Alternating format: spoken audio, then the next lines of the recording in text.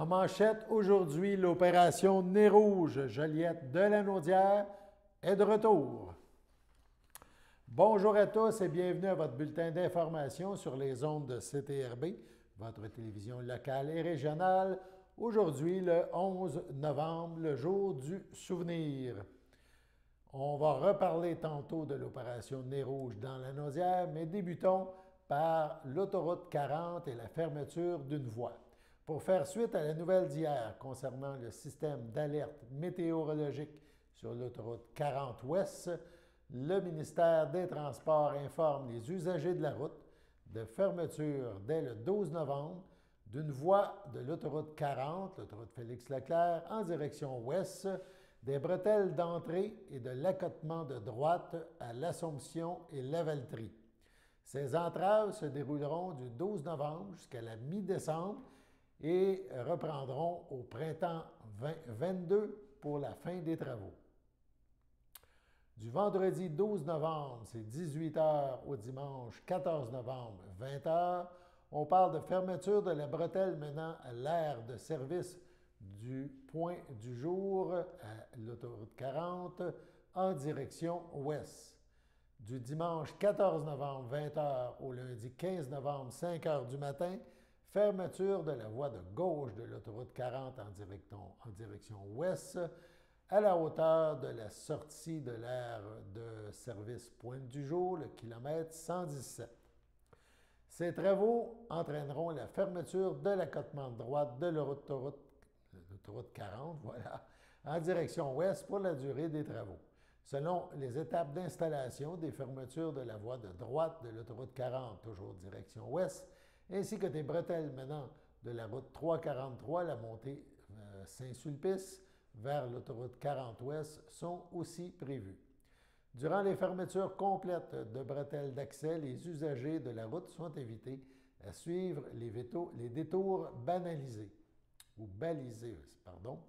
L'aire de service Pointe du Jour, il faudra prendre la bretelle d'accès vers l'autoroute 40 en direction est, continuer jusqu'à la sortie 122, autoroute 31 ou route 131 Joliette-Lavaltrie, et prendre la bretelle menant vers l'autoroute 40 en direction ouest. Lorsque ça touchera les bretelles d'accès de la route 343, il faudra prendre la route 343 montée de Saint-Sulpice vers le nord, puis vers la 344, boulevard de l'Ange-Gardien, et la route 341 montée de l'Épiphanie pour accéder à l'autoroute 40 ouest. On a parlé brièvement en ouverture, 11 novembre, jour du souvenir. Prenez note que plusieurs établissements étaient fermés, évidemment, aujourd'hui, mais que certains seront fermés en raison, toujours du jour du souvenir. Demain, vendredi, le 12 novembre, parmi ces fermetures, on note celle de l'Hôtel de Ville de Berthierville. Donc, ça sera fermé vendredi 12 novembre. Interruption maintenant du service de traversier en raison de travaux planifiés. Une interruption du service de traversier aura lieu dans la nuit du 11 au 12 novembre. La dernière traversier aura lieu le 12 novembre à 2 h du matin de Saint-Ignace-de-Loyola vers Sorel-Tracy. Le service reprendra à 4h30 vendredi le 12 novembre, cette fois de Sorel vers Saint-Ignace-de-Loyola. Plus tôt aujourd'hui, Christian Dubé, le ministre de la Santé et des Services sociaux, a déposé un projet de loi pour améliorer l'accès aux médecins de famille. On écoute le ministre Dubé. Alors, écoutez, très, très content d'être avec vous encore ce matin pour vous parler du projet de loi que j'ai déposé il y a quelques minutes pour les médecins de famille. Et ce que je pense qu'il est important de dire aujourd'hui, puis je l'ai déjà mentionné hier à une de vos questions, que ce projet de loi-là, pour moi, c'est une main tendue aux omnipraticiens qui font un excellent travail, je le répète, mais on doit se donner ensemble, la capacité de pouvoir continuer à négocier ensemble. Et la raison pour laquelle j'insiste sur l'importance du projet de loi qui doit nous aider dans la négociation des prochaines semaines, c'est que vous allez reconnaître que moi, je dis, quand on veut négocier, il faut s'entendre sur les données. Puis malheureusement, comme c'est le cas dans plusieurs endroits au ministère de la Santé, bien, ce n'est pas toujours facile d'avoir les données pour être capable de négocier ou de s'entendre pour ce qui est à faire. Moi, je pense que c'est une étape qu'on fait là avec les médecins de famille puis le projet de loi qu'on a déposé ce matin. C'est une étape excessivement importante qui va venir s'insérer dans tout ce qu'on fait pour la première ligne. Je veux juste rappeler peut-être le contexte. Le contexte, puis moi, comme gestionnaire, là, je mets mon chapeau de gestionnaire là, quand je vous parle ce matin. Il y a eu énormément de discussions, puis pas uniquement depuis que notre gouvernement est au pouvoir. Puis ça fait 3 ans qu'on discute, là. Ma collègue, Mme McCann, avait commencé la discussion avec les Omnis au début du mandat. Donc, ça fait 3 ans. Mais même, vous le savez, là, la discussion avec les Omnis, la prise en charge, ça fait des années que ça dure. Alors, à un moment donné, comme gestionnaire, bien, il faut peut-être prendre un peu de recul puis de se dire, bien, y a-t-il une raison pour laquelle on ne s'entend pas? Y a-t-il une raison? Est-ce qu'on continue de faire la même chose puis de mettre des pénalités, qui est un peu l'ancien système qui n'a pas fonctionné, puis qui fait qu'aujourd'hui, puis les Québécois ont raison de dire, ça n'a pas de bon sens qu'il y ait plus de 800 000 Québécois qui soient sur ce qu'on appelle le GAMEF, là, puis on va arrêter de faire le fameux guichet d'accès aux médecins de famille, c'est ça le GAMEF. Plus de 800 000 Québécois qui n'ont pas de médecin de famille, qui ont déjà donné leur nom. Mais savez-vous, puis je ne vous surprendrai pas, il y a bien plus que 800 000 Québécois qui n'ont pas un médecin de famille. Moi, je pense que le vrai chiffre, là, c'est probablement 1,5 million de Québécois qui n'ont pas de médecin de famille. Puis une des raisons pour lesquelles je pense que c'est à peu près 1,5 million, parce que je regarde combien qu'il y en a, je regarde combien il y a de population, puis c'est plus que 800 000. Puis la raison, c'est que les Québécois sont tannés de s'enregistrer sur un guichet qui ne leur donne pas de réponse. Alors, vous allez voir que dans le projet de loi, une des premières choses qu'on va faire, c'est de dire, dans les prochaines semaines, puis je vais en parler à la fin, là, quand je vais vous résumer la situation, c'est que je vais dire aux Québécois, si vous croyez dans les mesures qu'on est en train de mettre en place, s'il vous plaît, si vous n'êtes pas déjà inscrit, allez vous inscrire sur le guichet d'accès. Parce que c'est le temps de le faire pour les raisons que je vais expliquer par la suite. En sous-marin, depuis à peu près 1 an, on travaille avec mettre en place ce qu'on appelle une plateforme de prise de rendez-vous. On n'invente pas ça de ce matin, là. On a déjà, en date d'aujourd'hui, à peu près 450 des 600 quelques GMF qui sont déjà connectés sur la plateforme dont je vous parle. La force de cette plateforme-là va être qu'elle intègre différents systèmes de rendez-vous qui sont déjà en place. Et je m'explique pour que les Québécois comprennent bien. Il y a des gens en ce moment qui appellent à la clinique, à leur clinique habituelle, puis qui ont un système de prise de rendez-vous. Il y a des gens en ce moment qui appellent à ce qu'on appelle un site web qui est Rendez-vous Santé. Il y a des gens qui appellent à Bonjour Santé. Alors, ce qu'on a fait, on l'a testé, là, puis les résultats sont très encourageants. Il y a 2 régions où on est très avancé. C'est que non seulement on a connecté les GMF dont je vous parle dans cette plateforme-là, mais on a intégré que tous les bonjours santé, les rendez-vous santé, les cliniques soient sous cette plateforme-là. Quand le patient, puis un exemple là, à Rimouski où je vais être lundi, ce qui est intéressant, c'est que ce système-là, là, on le voit qui fonctionne, c'est que pour le patient, il n'y a pas de... Lui, là, c'est... Comment on dirait? Je cherche mon expression. C'est transparent.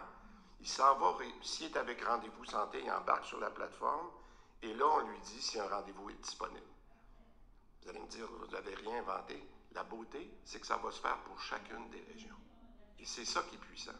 Parce que la journée que ça, c'est en place, c'est pas tellement un système de prise de rendez-vous à l'échelle du Québec, mais c'est un système de rendez-vous par... C'est de penser en termes de région.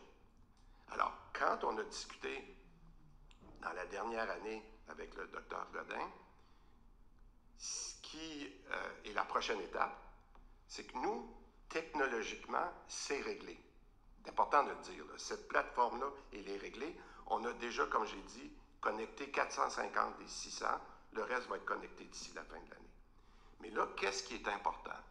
Puis ça, c'est la deuxième partie du projet de loi. C'est combien de rendez-vous les médecins vont mettre sur la plateforme. Parce que moi, ce que je pense qui va arriver dans les prochains mois, puis dans la prochaine année, c'est qu'on va être capable, grâce à ces deux mesures-là, de dire on a un guichet d'accès sur lequel il y a 800 000 personnes, puis peut-être qu'il y en aura 1 million dans un mois. Parce que je vous le dis, là, la journée que les Québécois vont dire hey, moi, je ne veux pas manquer mon coup, je vais aller m'enregistrer tout de suite parce qu'un jour, je vais être pris en charge. Fait que ça, c'est la première chose. Là. Il faut que les Québécois s'enregistrent sur le guichet d'accès. On va demander aux médecins, puis c'est ça nos prochaines étapes, là, qui peuvent commencer demain matin avec la FMOQ. C'est de baisser le nombre de personnes, mais en même temps, il faut être réaliste. On n'aura pas vidé le guichet d'accès dans un mois. Mais ce qu'on dit, c'est que les patients qui sont encore, qu'on appelle des orphelins, là, qui n'ont pas encore été pris en charge, nous, on va s'engager à s'assurer qu'ils ont un rendez-vous en dedans de 36 heures, qu'il y ait un médecin ou pas. Parce que c'est à ça qu'elle sert, la plateforme. Et c'est pour ça que l'engagement que je demande aux médecins, quand on aura fini une discussion là, qui va se faire dans les prochaines semaines, c'est d'avoir un assez grand nombre de rendez-vous qui nous est donné par région, par chacun des médecins, que les médecins pratiquent dans une GMF, qui pratiquent dans une clinique privée ou qui soient seuls, de rendre accessible un certain nombre de rendez-vous pour que les gens, quand ils appellent, s'ils n'ont pas de médecin de famille, qu'ils puissent être pris en charge de cette façon-là. Je vous ai parlé des prochaines étapes pour moi, et c'est pour ça que, vous voyez, là, on n'est pas dans un système, un projet de loi avec des punitions. Pour moi, c'est un projet de loi de gestion. C'est juste de la pure gestion que je vous dis là. Est-ce qu'on est capable d'avoir les données par région qu'on donne à nos gestionnaires? Puis deuxièmement, est-ce qu'on peut avoir un système de prise de rendez-vous qui permette aux Québécois d'avoir un rendez-vous dans des délais raisonnables? Je pense que je dis souvent, ce qui se mesure s'améliore. On n'avait pas jusqu'à maintenant les données pour être capable de faire cette amélioration-là. Les mesures qu'on demande en ce moment, elles sont claires, elles ont été discutées. On se donne un canevas de négociation pour les prochaines semaines et j'espère qu'on pourra avancer rapidement dans ce grand changement-là qu'on veut faire à la première ligne, qui est tout aussi important que toutes les mesures qu'on a annoncées, qui se rapportent à la première ligne, que ce soit les IPS, les pharmaciens. Là, maintenant, il ne faut pas que je dise qu'on adresse. On s'attaque à la première ligne avec nos médecins de famille, puis je pense qu'on va... J'ai très hâte de pouvoir en parler avec le Dr Godin. D'ailleurs, on a un appel là, qui est prévu avec les gens du ministère cet après-midi, maintenant qu'on peut en parler, puis que le projet de loi a été donné. Suite à cet extrait du point de presse du ministre Dubé, allons maintenant à la pause. Bonne journée, mon grand. Je m'appelle Jacob, j'ai 6 ans et j'ai une amputation à la jambe gauche. Salut! Aujourd'hui, c'est une journée spéciale parce que je vais faire une présentation devant mes nouveaux camarades de classe. Ça, c'est ma jambe de natation. Ma prothèse de natation, c'est les amputés de guerre qui me l'ont donnée. Merci de votre appui. Le samedi matin, dès 9h30, nos téléspectateurs sont invités au Super Bingo télévisé diffusé de nos studios de Berthierville. Depuis maintenant une vingtaine d'années, plusieurs adeptes de la télévision régionale se sont partagés un montant de 600 $ disponible chaque semaine lors de cette joute de bingo télévisé. Un animateur et 3 bénévoles se succèdent à la caméra dans le but de vous faire passer une petite heure agréable et payante le samedi matin. On peut se procurer les cartes de jeu chez les dépositaires autorisés participants, c'est-à-dire à Berthierville, le dépanneur Formule 1 rue Gilles Villeneuve, le marché IGA Extra sur la rue Gabrielle Brissette, le marché Métro rue Notre-Dame, la pharmacie Proxime rue Frontenac, le garage Pétroté sur la rue Gilles Villeneuve Et à Saint-Ignace de Loyola, le marché Aldo rang Saint-Michel, le dépanneur, le magasin Esso sur le chemin de la Traverse. C'est un rendez-vous tous les samedis matins à 9h30 sur les ondes de CTRB, votre télévision régionale et communautaire.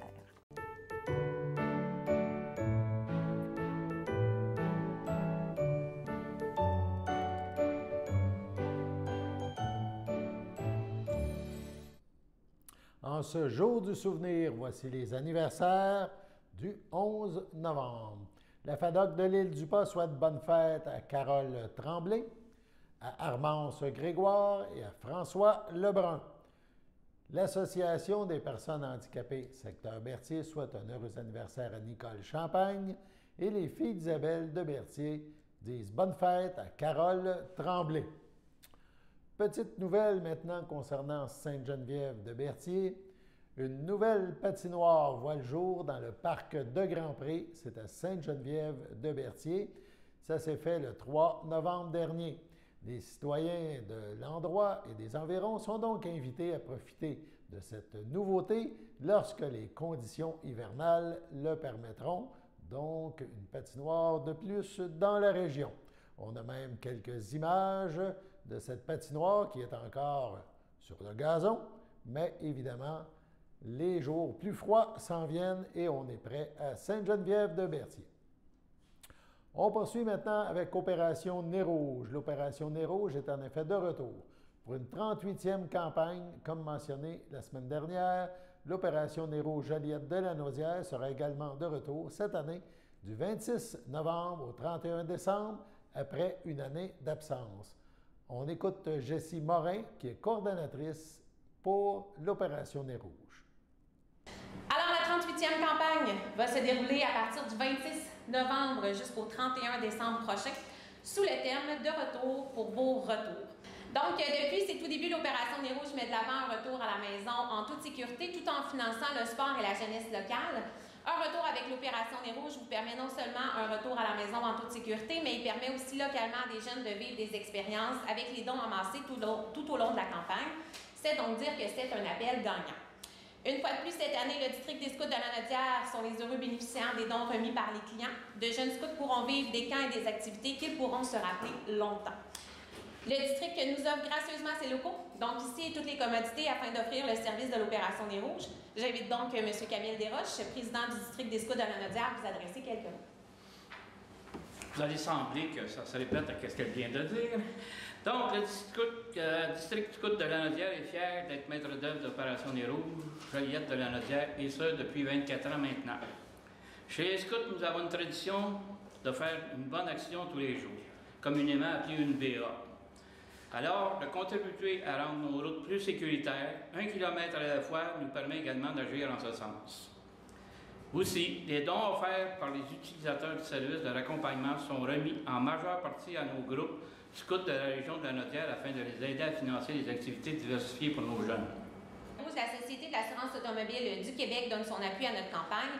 Celle-ci est d'ailleurs le partenaire principal de la campagne nationale. Malgré tous les moyens de sensibilisation utilisés, puis les lois qui sont toujours de plus en plus sévères pour les conducteurs québécois, l'alcool au volant demeure malheureusement l'une des premières causes de décès sur les routes.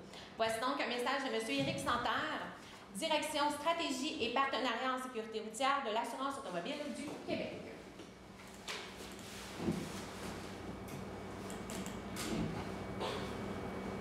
Bonjour à tous et à toutes. C'est pour moi un plaisir de m'adresser à vous aujourd'hui pour le lancement de cette 38e campagne de l'Opération Nez Rouge. L'an dernier, l'équipe de l'Opération Nez Rouge a su s'adapter avec brio aux conséquences de la pandémie en proposant une campagne complètement numérique. Toutefois, cette année, nous saluons son retour en force sur les routes du Québec. La Société est extrêmement fière de pouvoir continuer à soutenir l'Opération Nez Rouge. Il s'agit là d'une relation fructueuse et à long terme qui contribue de manière significative à l'amélioration du bilan routier. Ensemble, nous poursuivons un même objectif, travailler à faire changer les comportements des Québécoises et des Québécois quant à la conduite avec les facultés affaiblies. Les facultés peuvent être affectées par la consommation d'alcool ou de drogue, et ce même en petite quantité. Mais la notion de fatigue entre également en cause dans cette période des fêtes et elle ne doit plus être ignorée.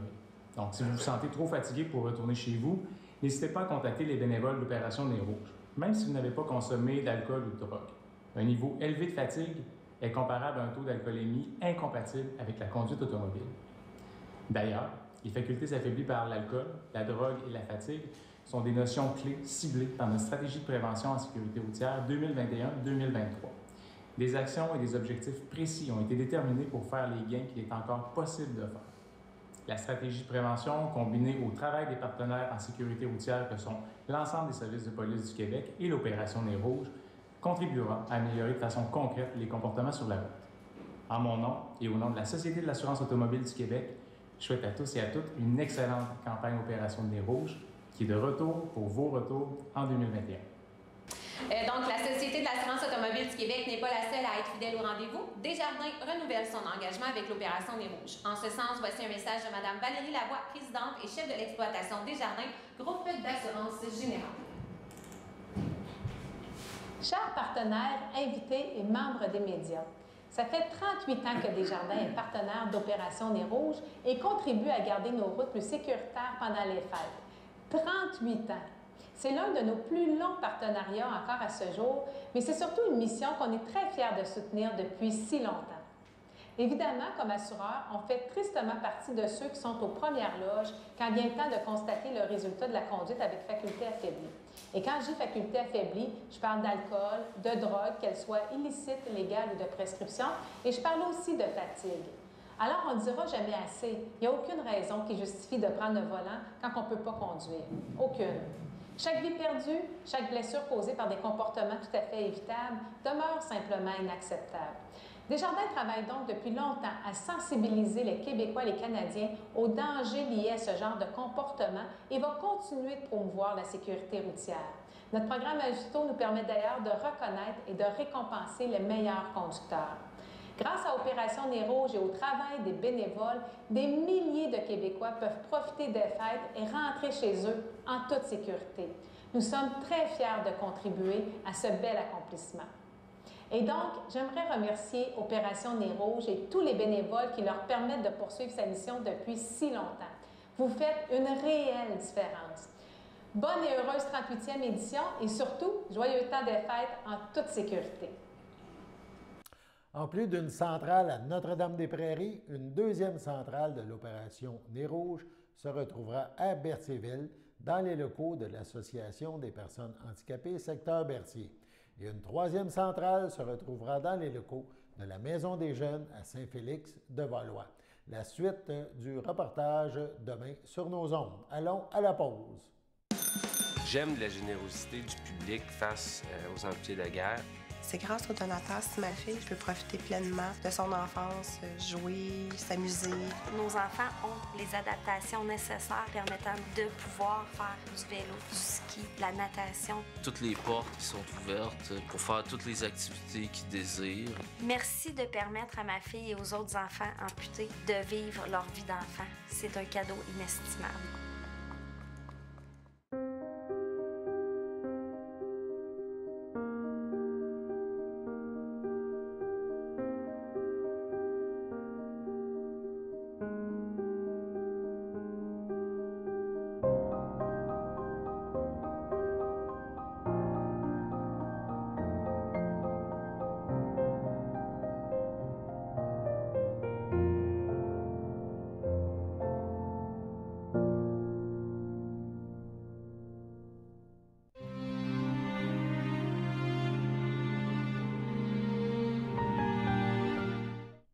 Au CHDL de Saint-Charles-Borromée, le 17 octobre, à 86 ans, est décédée Mme Thérèse Grégoire, épouse, en première noce de feu Robert Tellier et en seconde noce de feu Jean Tremblay, demeurant à Berthierville.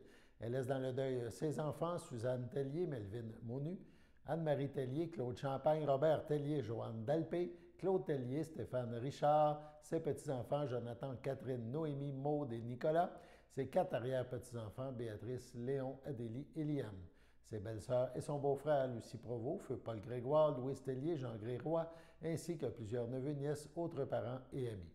La famille vous accueillera dimanche 14 novembre de midi au complexe Thériault à Berthierville. Une liturgie suivra à la chapelle du complexe à 14h30. À son domicile, le 1er novembre, à l'aube de ses 77 ans, est décédée Mme Marie-André Biron, fille de feu Martin Biron et de feu Mariette Biron, demeurant à Lanoret. Elle laisse dans le deuil ses frères et ses sœurs. Denis Biron, sa conjointe Hélène Biron, René Morel, feu Robert Biron, Marcel Biron, Daniel Biron, Denise Plourde, feu Jean Biron, Mariette Désy, feu Michel Biron, ainsi que plusieurs neveux, nièces, autres parents et amis. La famille vous accueillera samedi le 20 novembre dès 12h30 au complexe funéraire Thériault à Berthierville. Suivra une liturgie à la chapelle du complexe à 14h. Mme Marie-André Biron sera inhumée au cimetière de Lanoret. Au CHSLD Alphonse Rondeau de Lanoret, le 6 novembre à 82 ans, est décédé M. Pierre Doucet, retraité de l'enseignement, époux de Nicole Godin, demeurant à Berthierville.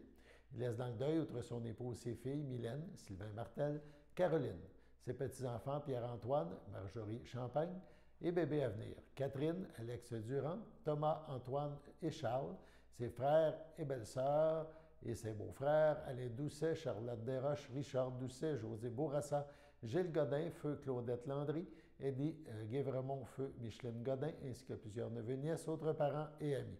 La famille vous accueillera samedi le 27 novembre à 9h30 au complexe Thériault à Berthierville. Les funérailles suivront le jour même à l'église de Sainte-Geneviève de Berthier à 11h30. M. Pierre Doucet sera inhumé au cimetière de Berthierville. Au CHLD Le Château, c'est à Berthierville, le 4 novembre, à l'aube de ses 77 ans, est décédée Mme Carmen Joyal, fille de feu Léonard Joyal et de feu Colombe Marchand, épouse de Gilles Aucoin, demeurant à la Visitation de l'île du Port. L'ayant précédé son fils Marc-André, elle laisse dans le deuil, outre son époux, ses filles José et Julie, David de Paris, et ses petites-filles, Maude Sauvageau et Mésange Côté, ses frères, ses sœurs, beaux-frères et belles-sœurs, Diane Joyal, Paul-André Blain, Serge Joyal, Joanne Lavoie, Christiane Joyal, Léo Joyal, Sylvie Joyal, Yvon Caron, Lucie Joyal, Denis Bélanger, René Joyal, Jacques Aucoin, Marie-France Sinotte, Nicole Aucoin, Miville Deschênes, Lise Aucoin, Jean-Claude Proux, Jean-Pierre Aucoin, Marlène Lavoie, Richard Aucoin, Isabelle Aucoin, Donald Gauthier, Carole Aucoin, Daryl Adam, ainsi que plusieurs neveux, nièces, autres parents et amis. La famille vous accueillera samedi le 20 novembre de 12h30 à l'église de la Visitation de l'île du Pas. Suivront les funérailles à 14h. Mme Joyal sera inhumée au cimetière paroissial. Passons à la météo.